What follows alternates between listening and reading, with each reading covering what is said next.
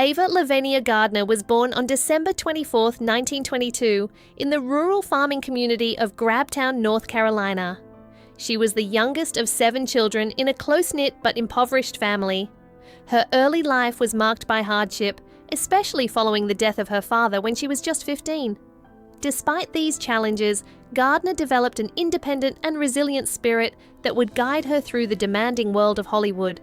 Her childhood exposed her to the harsh realities of life, but also instilled in her a sense of tenacity, strength, and self-reliance that would later define both her personal life and her career in the entertainment industry, setting the stage for her eventual rise to fame. Accidental discovery and entry into Hollywood. Gardner's path to stardom began unexpectedly in 1941, when her brother-in-law, a professional photographer, displayed a portrait of her in the window of his New York studio.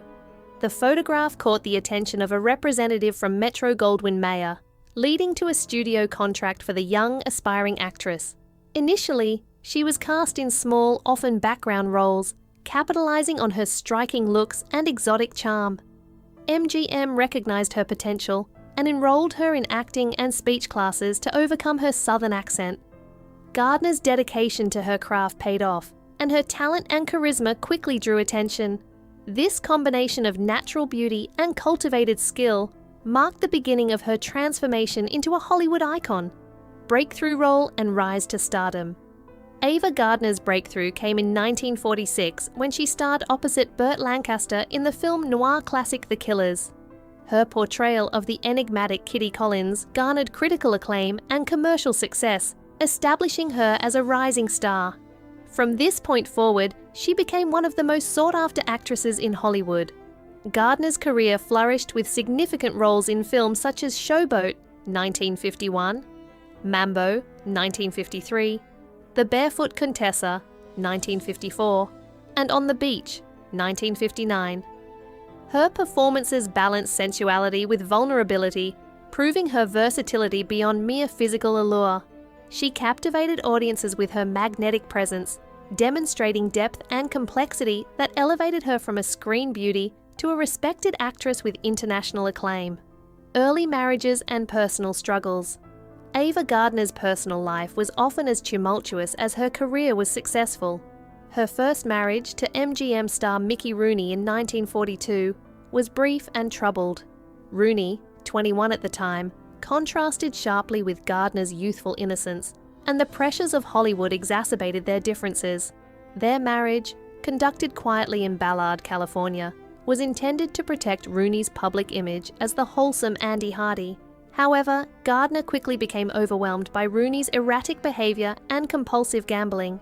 She filed for divorce in 1943, citing mental cruelty, though she refrained from publicly criticizing him. This early experience of love and betrayal foreshadowed the more intense emotional struggles she would later face in her life and relationships. Marriage to Artie Shaw. Gardner's second marriage, to acclaimed jazz musician Artie Shaw in 1945, also faced difficulties, though for different reasons. Shaw, celebrated for his musical talent and intellect, struggled with personal demons, which complicated their relationship. Their union was marked by conflict, often centered on jealousy and accusations of infidelity on both sides. Gardner admitted in later interviews that she was not always faithful, and rumors of affairs with bullfighters and co-stars circulated throughout their marriage. Despite these challenges, she maintained a sense of loyalty and affection toward Shaw, though the relationship ultimately could not withstand their personal incompatibilities. The marriage ended after a few years, reinforcing Gardner's experiences of love intertwined with struggle and heartbreak. The Frank Sinatra years. Gardner's third marriage, to legendary singer Frank Sinatra, would become the most famous and emotionally complex of her life. The couple's intense passion was matched by volatility, fueled by Sinatra's jealousy and Gardner's independent nature.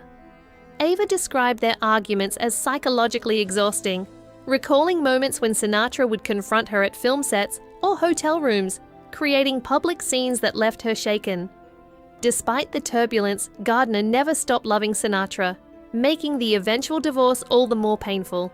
They separated in 1953, yet she retained his letters, photographs, and gifts for years. Their bond, though destructive at times, remained a defining and unforgettable chapter in both their lives. Career in the 1950s and 1960s. During the height of her career, Gardner took on roles that showcased both her beauty and depth as an actress. She appeared in The Night of the Iguana, 1964, and continued to command attention with her magnetic screen presence. Her performances demonstrated a rare ability to combine sensuality with emotional complexity, solidifying her reputation as a leading lady. Even as Hollywood's studio system evolved and she took fewer roles, Gardner remained a sought-after talent. Her work during these decades reflected not only her skill, but also a conscious effort to select projects that challenged her and allowed her to explore the full range of her abilities, establishing her legacy as one of cinema's most enduring stars. Later life and move abroad. In search of peace away from the relentless spotlight of Hollywood, Gardner moved to Spain and later London. These relocations allowed her to distance herself from media scrutiny and personal turmoil, particularly the aftermath of her marriage to Sinatra. While she continued to act sporadically, the focus shifted to her personal growth and maintaining meaningful relationships. Gardner embraced a quieter lifestyle, yet remained connected to the world of cinema. Even in her later years, she displayed grace, resilience, and introspection, reflecting on her past triumphs and heartbreaks with honesty. This period underscored her ability to endure life's challenges without losing her sense of dignity and personal identity. Health struggles and final years.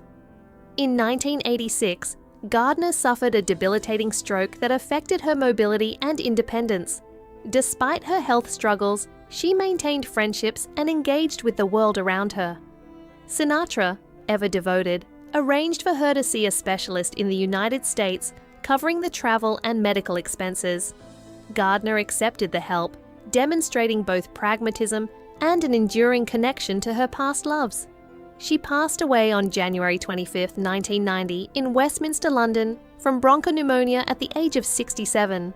She was buried in Sunset Memorial Park in Smithfield, North Carolina, near her family. Gardner's life, marked by extraordinary talent, profound love, and personal resilience, left an indelible mark on Hollywood history. Legacy and memoirs. Ava Gardner's legacy endures through her films, her memoir Ava, My Story, and the candid reflections she shared about her life and loves. Her autobiography provides an intimate glimpse into the joys, struggles, and emotional complexities behind her public persona. She offered insight into her marriages, career choices, and personal battles, revealing a woman of depth and resilience. In 1996, the Ava Gardner Museum was established in North Carolina to honor her life and work, preserving her memory for future generations. Gardner's story remains a testament to the enduring power of talent, passion, and determination, illustrating how one woman navigated fame, heartbreak, and self-discovery with dignity and grace.